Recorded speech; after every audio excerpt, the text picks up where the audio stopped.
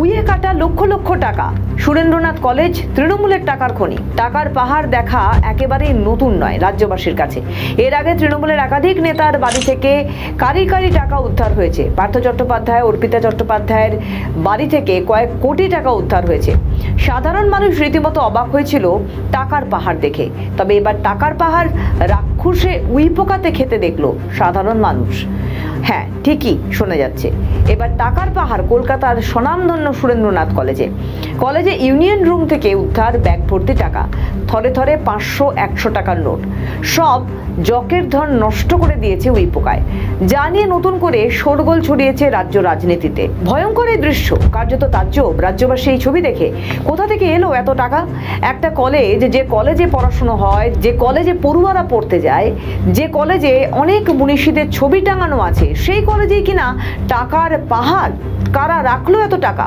সূত্রের খবর, গত 4 মে ভোটের ফল প্রকাশের পর থেকেই সুরেন্দ্রনাথ কলেজের ওই ইউনিয়ন রুমে তালা ঝুলিয়ে দেওয়া হয়েছিল। তারপর থেকে ওই ঘরে কেউ ঢোকেনি। জানা যাচ্ছে বর্ষার আগে ডেঙ্গি মশা নিধনের এদিন কলেজে গিয়েছিলেন পুরসভা সাফাই কর্মীরা। বন্ধ অপরিচ্ছন্ন রুম দেখে তালা খোলার নির্দেশ দিয়েছিলেন পুরসভার কর্মীরা।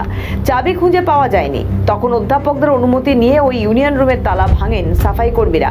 এরপরই বন্ধ ঘরের ভিতরে থাকা আলমারি থেকে তৃণমূল কংগ্রেসের প্রচুর ব্যানার এবং 2 ব্যাগ ভর্তি টাকা উদ্ধার হয়। গোটা ঘটনায় তৃণমূলের দুর্নীতির গন্ধ পেয়েছেন বিজেপি বিধায়ক সদল ঘোষ। তিনি বলেন, এই বাংলায় আমরা কত কিছু দেখছি, মানে আর কি দেখতে হবে এই জীবনে, এখন শুধু সেটাই ভাবছি। আমরা দেখলাম পার্থ বাবুর ঘরে টাকার পাহাড়, আমরা দেখতে পেলাম।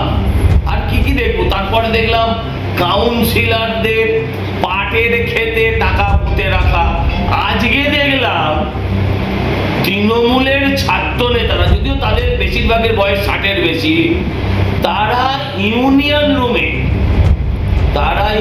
রুমে আলমারির ভেতর লাখ লাখ টাকা, এবং সেই টাকাও উইয়ে খেয়েছে।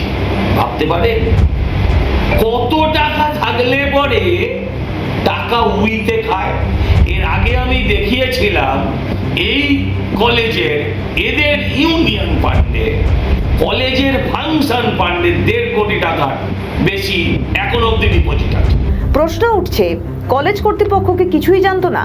তৃণমূল নেত্রী নয়না বন্দ্যোপাধ্যায় কোটি কোটি টাকার বিষয়ে কিছুই জানতেন না?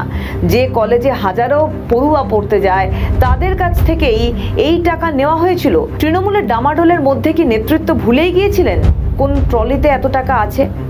ভোটের রেজাল্টের পর কেন তালা দিয়ে দেওয়া হলো ঘরে?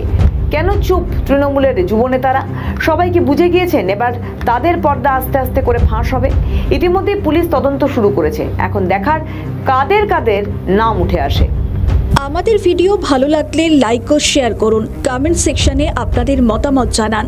আরও ভিডিও পেতে আমাদের চ্যানেলটিকে সাবস্ক্রাইব করুন এবং প্রতি মুহূর্তে খবরের আপডেট পেতে প্রেস করুন বেল আইকন।